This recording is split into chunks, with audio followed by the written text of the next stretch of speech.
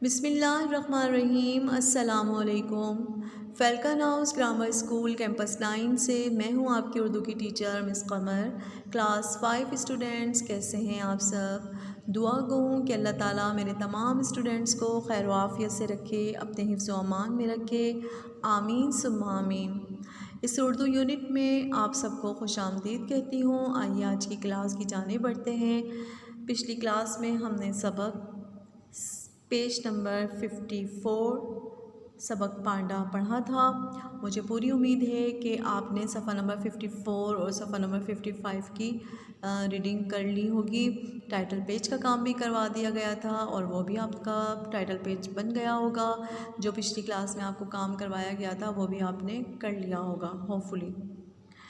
आज की क्लास जो है वो सवाल जवाब पर मबनी है। तो सवाल जवाब करने से पहले आपको इस चैप्टर में जो जो अहम बातें समझाई गई हैं, बताई गई हैं, क्योंकि पांडा के मुतालिक जो मालूमात दी गई है उसका जानना, उसको समझना बहुत ज़्यादा ज़रूरी है, क्योंकि उसी की मदद से आप सवाल जवाब का काम बआसानी कर सकते हैं।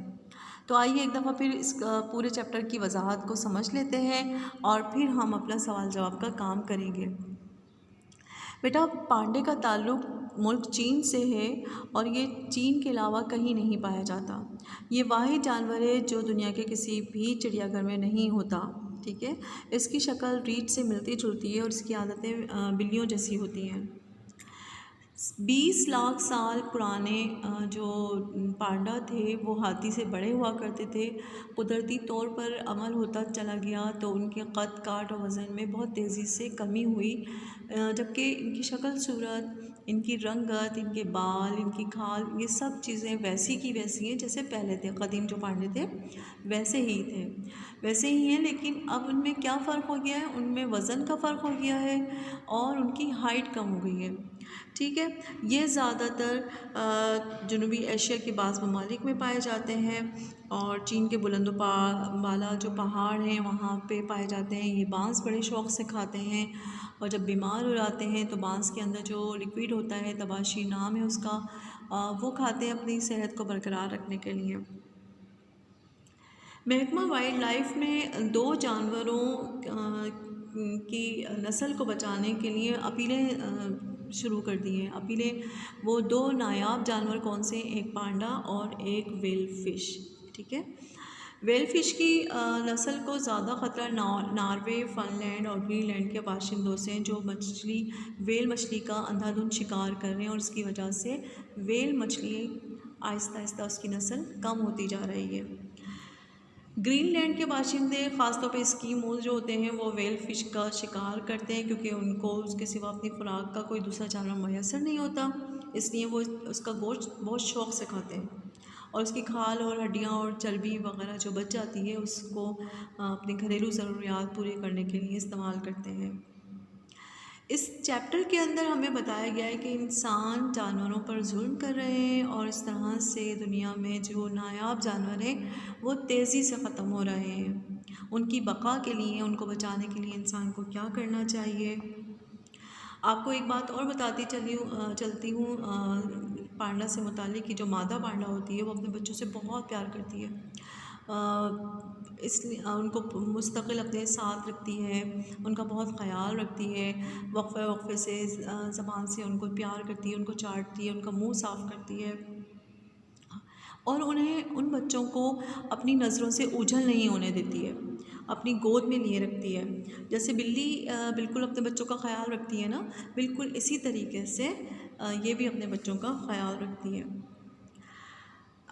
इस पूरे चैप्टर के अंदर हमें यही समझाया जा रहा है कि जो नायाब हमारे पास जो जानवर हैं उनका हमें ख़याल रखना चाहिए, क्योंकि ऐसा ना हो कि इनकी नस्ल बढ़ने के बजाय कम होती चली जाए और फिर कोई एक ऐसा वक्त ना आ जाए कि सिर्फ पांडा जो है वो सिर्फ तस्वीरों की हद तक ही रह जाए और हम सिर्फ तस्वीरें देखकर और इसकी मालूमात इकट्ठी करें।